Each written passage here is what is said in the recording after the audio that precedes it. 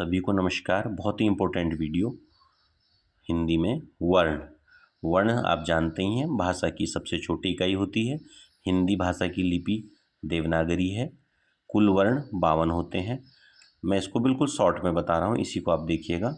वर्ण के दो प्रकार होते हैं, स्वर और व्यंजन। स्वर के भी जो प्रकार हैं वो 3 हैं, लघु, दीर्घ और प्लुप्त। लघु में क्या आता है? अ, उ, ई, री। अ, ई, उ, री ऐसे कह सकते हैं, 4 हैं ये। दीर्घ में 7 आते हैं, आ, ई, उ, ए, ऐ, ओ, औ। आप ये डैश देख रहे होंगे, इसका मतलब है ये जो लास्ट के 4 हैं इनको संयुक्त स्वर भी कहा जाता है, ए, ऐ, ओ, औ। वैसे ये साथ के साथ दीर्घ में ही है, तो 4 और 7 जो 11 है, यही स्वर हैं 11। इसके अलावा जो प्लुप्त स्वर होता होगा, आपने ओम का उच्चारण देखा होगा, ओम।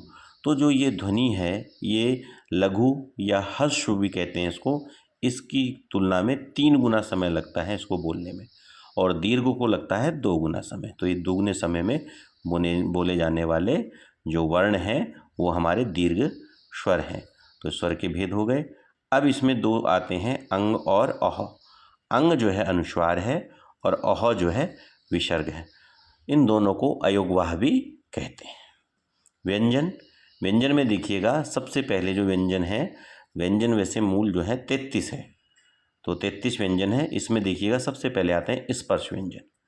स्पर्श व्यंजन में आप क, ख, ग, घ, ङ जो कंठ से हैं, ये 5 कंठ, ये भी याद रखना है। इसके बाद च, छ, ज, ञ, ये जो हैं तालु वाले हैं, और नासिक का भी इसमें प्रयोग हो रहा है, तो कहीं कहीं पर आता है नासिक वाले, तो यही हैं वो। इसके बाद आता है ट, ठ, ड, ढ, ण, ये जो है मूर्धन्य है, ये 5 हैं, ये सब 5-5 करके हैं। फिर आते हैं दंत्य वाले, त, थ, द, ध, न, और अंत में 5 हैं ओष्ठ वाले, प, फ, ब, भ, म। तो ये कुल स्पर्श व्यंजन जो है 25 है।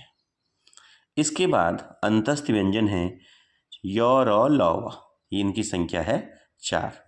फिर ऊष्म व्यंजन है श, श, स, ह। ये जो पहला श है ये आपका आता है तालु, दूसरा मूर्धन्य, तीसरा दंती, और फिर ह। इनकी भी संख्या 4 है।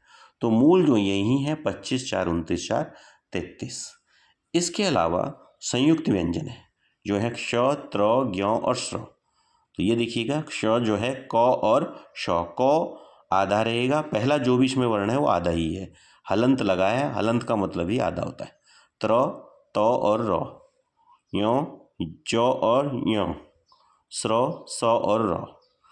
इसके अलावा आगत व्यंजन है जो अन्य जगह से आए हैं, अन्य भाषा से, जैसे ज और फ, इनके नीचे ये जो लगा है ये नुक्ता है। इसके अलावा द्विगुण व्यंजन में आते हैं ड़ और ढ। क्या क्या अंतर है?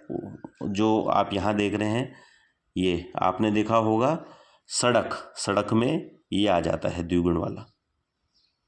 और अगर आप देखेंगे डमरू, तो डमरू में ये आ जाता है। इसी प्रकार आप देखते होंगे ढोल, ढोल में ये आ जाता है। और अगर आप मेंढक, मेंढक लिखते हैं तो ये वाला आ जाता है। तो इस प्रकार से ये आपका स्वर और व्यंजन से संबंधित छोटा सा वीडियो है, जिसमें बहुत कुछ समा दिया है। इससे काफ़ी प्रश्न प्रतियोगी परीक्षाओं में पूछे जाते हैं। तो सभी को मेरा बहुत बहुत धन्यवाद।